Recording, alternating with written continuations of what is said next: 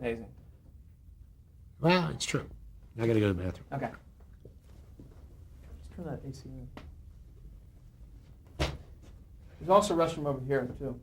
If Margot got home? No.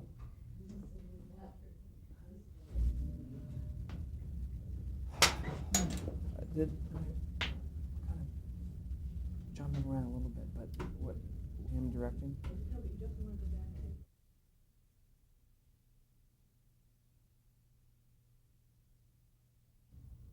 We were just talking about a meeting you were having with Hubble Robinson. Yeah, so I said, there's no way I want to do this because you sign 6-year contracts with directors and you have a 2-week firing clause. And if you get fired from CBS, there's nowhere to go except for NBC, who wouldn't hire you if you'd been fired from CBS. And there were the soap operas. And soap opera directors in those days were all controlled by advertising agencies, and directors did not get credit for the advertising agency shows. So that was not a thing that I wanted to do. And ABC was just beginning to emerge as a network. And they only had one show, which was the United States Steel Hour, which was directed by Alex Siegel. So there was really nowhere to go. And they said, well, we really think that you should do this. And I said, okay, then I will do it with the proviso that if I screw up, I get my old job back as assistant associate director. They agreed to that. So they said, the first one we want you to do is You Are There. So that was my first show. And it was called The Plot Against King Solomon. And it was written by ostensibly a woman named Kate Nickerson, who in reality was Walter Bernstein. Because that was Bernstein's front. That's right. Before we get to that episode, had you dealt with or been confronted with the blacklist at all prior to that point? Well, obviously we all knew it was going on. We obviously knew that certain actors could work and certain actors couldn't. Certain actors could work at CBS and not at NBC, vice versa. It was one of those things that everybody tried to deny, we were all in denial.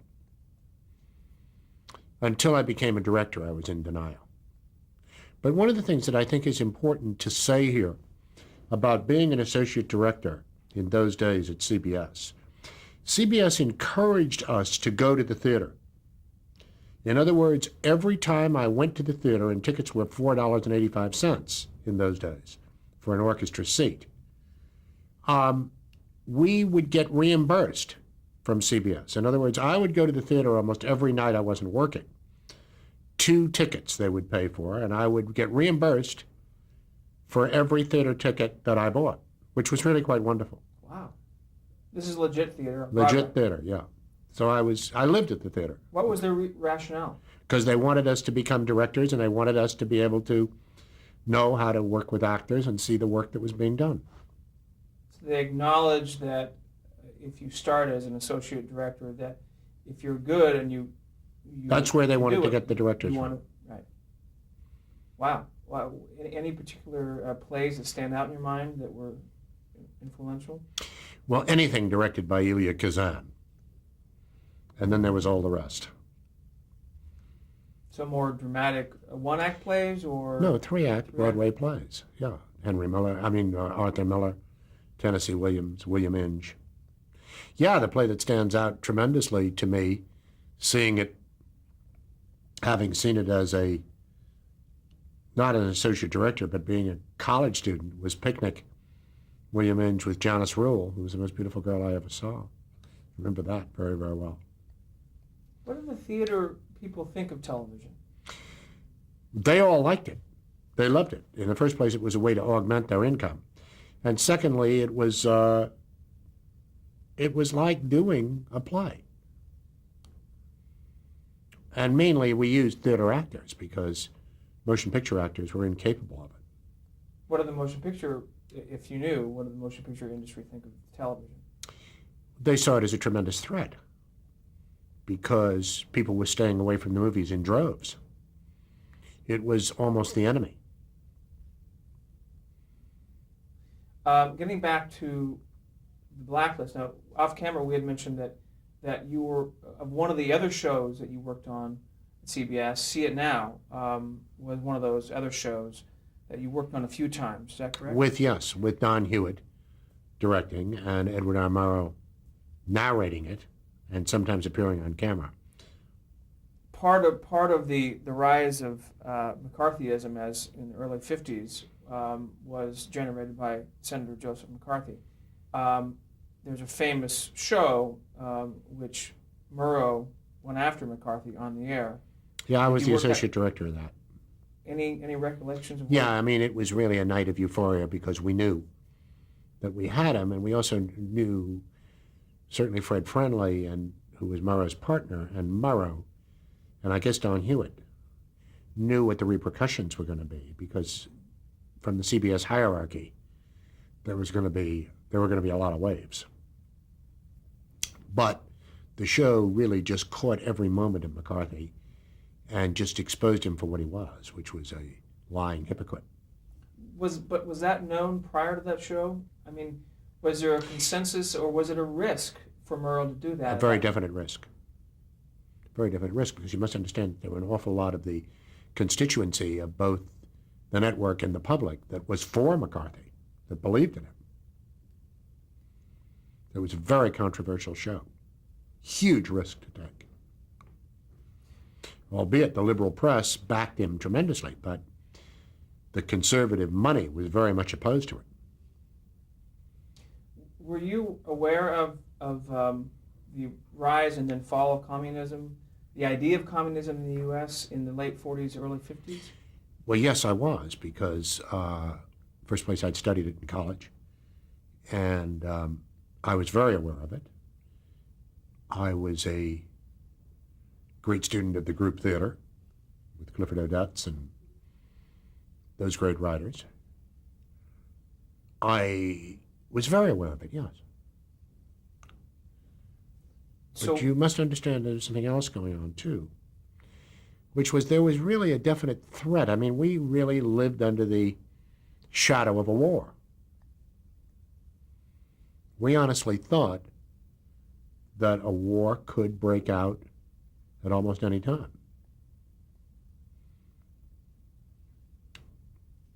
And would you say that McCarthy specifically ignited that fear? No, but he certainly used it, and he fueled it, and he exploited it, yes. What was the aftermath of that See It Now broadcast? Do you remember? Well, you know, I would like to tell you exactly what happened, but I can't, and that's probably better documented by other people. But in my recollection, what happened was that was the coup de grace to McCarthy. That really, for all practical purposes, McCarthy went into a rapid decline after that broadcast. It was almost like an exposure. But of course, Welsh had exposed him on the air just before that. So getting back to You Are There, your first show as a director, did you know that Kate Nickerson was Walter Bernstein, or did that come to you later? I knew it wasn't Kate Nickerson, but I wasn't allowed to know who it really was. The producer was a guy named Charles Russell, and he communicated directly with the writers. I think Lumet knew who all those writers were, but since this was going to be my first show, they didn't know whether they should trust me with that. I found out later who it was. Had you recognized Kate Nickerson from previous? Oh, yeah. Done many others. She was a good writer. Great writer, yeah. So were you able to cast this first show? I was able to cast it in conjunction with the then producer, a guy named Leo Davis. And he was trying to pressure me into using certain actors, but I didn't want to use them. I wanted to use people that I would feel comfortable with. And I got Shepard Strudwick to play King Solomon. Catherine Barker to play his mother, Marty Brooks to play the enemy, the other general. Actors that I had worked with. And Shepard Stredwick had been a blacklisted actor who had just recently been okayed to work on television. And I was panicked. I'll be honest with you, I was panicked. I didn't know if I'd be able to really talk to the actors because Lumet had been so good at it. As the process of directing? Yeah, explaining to them what I wanted and how to stage a scene. I knew that once it was staged, I knew how to shoot it. But I spent all my time in my apartment with these pins on the floor plan of all the sets, trying to move the actors around, and I made all these sketches in my script. And the procedure was that we would go to the rehearsal and we would read through the script in the morning, Tuesday morning. And then you would start to stage in the afternoon with the tape sets in the rehearsal hall. And I remember sitting around reading the script Tuesday morning, terrified of what was going to happen. And I had to talk about the script, and I had to talk about what I wanted from each actor. And I'd prepared that, and I was pretty good at it. I got through that, we broke for lunch, and then the director and the producer would discuss what had to be cut because the reading had been timed. And usually it was too long, so you'd have to make cuts during lunch. In later years on Playhouse 90, the writer was involved in Climax, but not on this show, because the writers were all blacklisted and couldn't show up. Right. So the producer acted as that functionary. Was the script girl there at the rehearsal timing the show? Yes, always, the whole time. And just to explain what the script girl did. Well, the script girl was a many faceted job. I mean, her job was to time the show and make segmented timing so that at all times she knew where she was. In other words, every 15 seconds to make another notation on the script so that she would have a point of reference anytime anybody wanted to know where we were vis-a-vis on earlier timing. She was responsible for all script changes, all cuts, all my notes. She would have to transcribe and get them to the actors. She was, in a sense, my secretary also for personal calls and all that stuff. She was in charge of all continuity notes about costumes, about everything, props, anything you wanted from another department. You would give her the note, say, make sure you have the prop man get 3 of those and 2 of those. She was in constant communication with the people who you would only see the day of the show, so that all these things would have had to have been done. It's a phenomenal job. I don't know how those girls did it. I just don't know how they did it.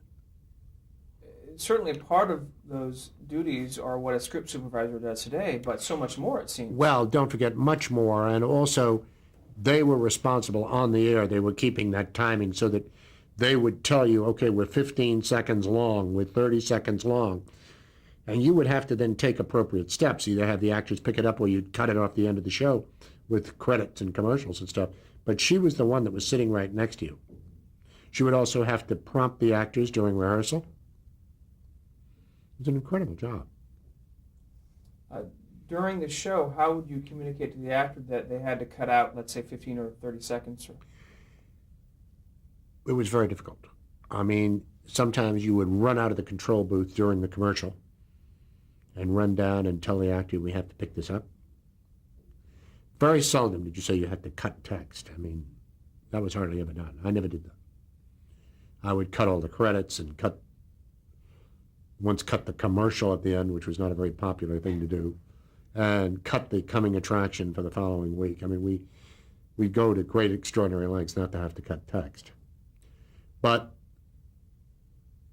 it was hard to do. You sometimes did it through the stage manager to whom you could speak, who had a set of headphones and was in constant communication with you. But very seldom would I want the stage manager to talk to the actors about that. They had to talk to them and cue them and all that stuff. But So going back to the first episode, and you were describing your anxiety about Well, as I describing. say, I had all these sketches and pins and everything. And it came the moment to get on our feet and start to work. And suddenly the actors started to move here and that actor started to move there, and it all started to flow together. And I'd make a suggestion here or there, and it all started to flow together. And I didn't need all my pins and I didn't need all my sketches. But somehow, I mean, I had a staging in advance. So it all kind of fell together. And then from the staging, you would devise the camera shots. Sometimes you would have a specific camera shot in mind and you'd stage for it. But then it came the moment and I marked my script and gave all the stuff to the assistant or the associate director. And the crew with whom I'd worked for about 8 months on this show, they just broke their backs for me once we got in the studio. I mean, I've never seen in my life a group of people who wanted anybody to succeed like that crew wanted me to succeed. Those cameramen would have let themselves be run over by the cameras to get the shots. And the show went on the air, and it was a triumph. And then the next thing I had to do was direct Danger. I'm curious, besides the pins on the set, were you imagining the shots visually? I mean, were you there yet as a director? No, I was so panicked I couldn't imagine the shots. The panic and the fear was so intense that it blocked out everything else. And it was only after I started to get the show staged that some of the fear started to go away, that I was able to visually imagine what it should be. But you must have seen. But Bob Markell, the set designer, and I worked on what the sets should look like. So I knew some of what it visually was going to look like. It was how I got there to do it. I knew abstractly what I wanted, but I didn't know concretely how to go about getting it. But you had mentioned earlier in this interview about the visual influences in your early years. Yeah, that's all true, but I want to tell you something, that from that moment when I knew I had to do this until the actual time the actors got up and started to walk around, I was just seized by this inordinate panic which shut out everything else. And the whole business of doing what I do for a living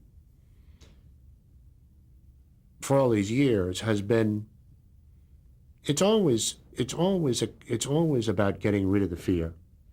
It's always about doing that so that you can function and create. And as you get older and as you do it more, you find getting rid of the fear easier. Sometimes, depending on what the situation is. But I was always pretty good at that, except for that first one.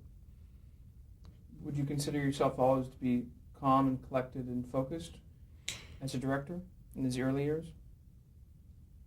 I was extremely focused. I was very, very intense. I don't know if I was always calm because the situations were so explosive and so volatile. I never had any reason to, or never did, ever raise my voice to an actor. I did raise my voice on many occasions to executives and sometimes to producers, but never anybody in a subservient position. I was never a bully. On You Are There, did you feel any pressure, direct pressure from executives at CBS? No, not on that show. I think they all wanted me to succeed. They were desperately looking for directors. And they got one. They got me at scale, $180 a week, and then $240 on the week that we were sponsored. And I still have that first contract I signed. So, what did you do after Plot Against King Solomon? You remember?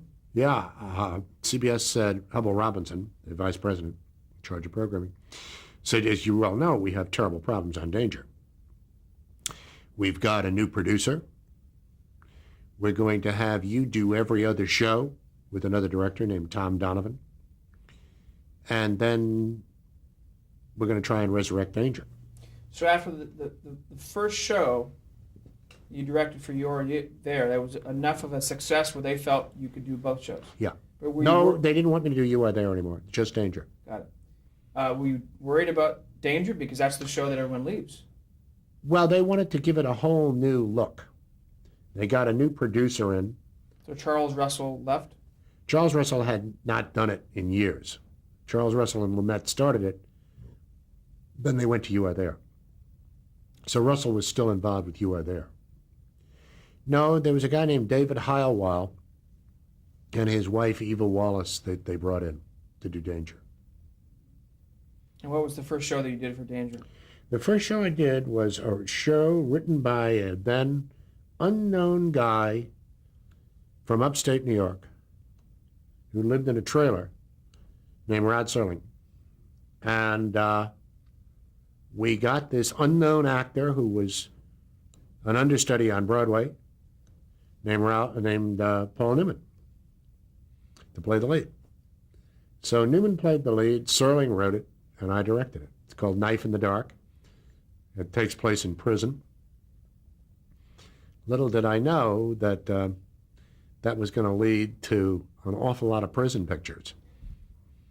The Birdman of Alcatraz, The Fixer, Against the Wall, time after time, Andersonville, all of these things are in prison. Even part of my latest movie, Reindeer Games, is in prison. But that was my first time in prison on that Danger show.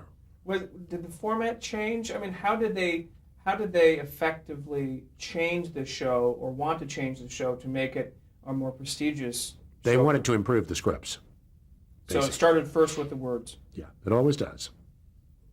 Did you meet Rod Serling? I did. What were your first impressions with him?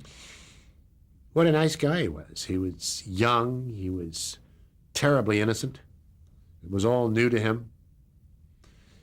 Just really wanted it to be good. But that was the way he was right up until the end. The thing about Rod is he never changed. He was always this wonderfully, wonderfully intense, naive guy who was so terribly afraid of failure, who wanted it to be good, who was never really confident about his talent, which was so enormous. But he and I were friends for years and years and years. I went on to do about 8 shows of his, and also 7 Days in May, which he wrote. And obviously the script was wonderful. The script was terrific, and I still have a copy of that show. And I ran it not too long ago. It's quite good. How about Paul Newman, first impressions? Well, I'd known him from You Are There, and I liked him. And he and I were friends, actually. So it was really a very warm relationship. I loved working with him. And again, there was that comfort level of working with someone that you worked with. Yes, and James Gregory was in that show. Who you've used. And James Gregory went on to be a great fixture in my life. I mean, he was in that show. He was in the first movie I directed. He was in the first movie I produced and directed, which was The Manchurian Candidate. And went into many, many, many movies with me. What do you think, and it may be difficult generally, but what do you think in general terms was the appeal of these actors who were so frequently cast in these live drama anthologies, Kim Stanley's, Paul Newman, I mean, Eva Marie Saints? What made them stand out? What made them useful as actors? Well, number one, they were terribly good. Really talented. And number two, they were so easy to work with. And they made the directors' lives so nice. And there was never a huge talent pool. And whenever you have a group of actors, there are certain actors that are going to rise above others. And these actors did. James Dean was in that. Mary Sinclair was in that. Maria Riva was part of that. John Cassavetes. Mark Rydell.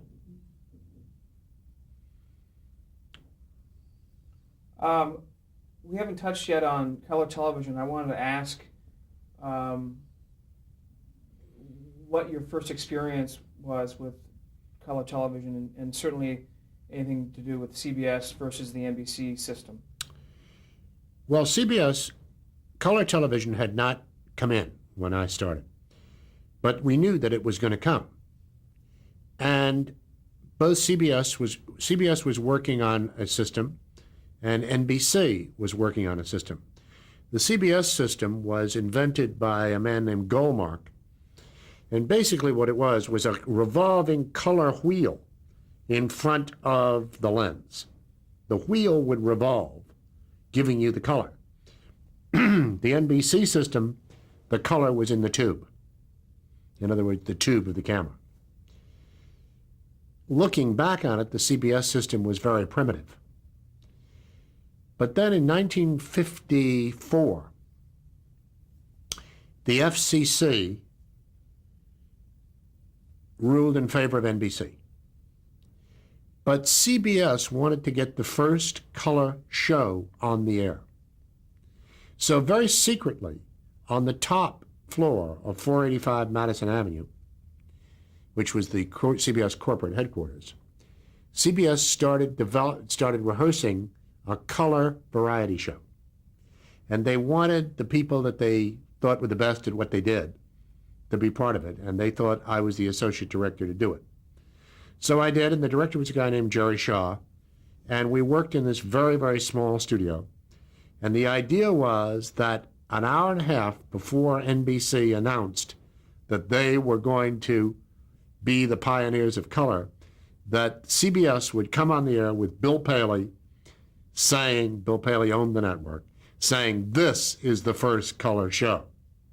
And nobody was supposed to know that, and it was a very closely kept secret.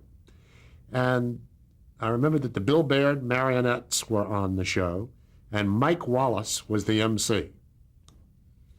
And that's what happened.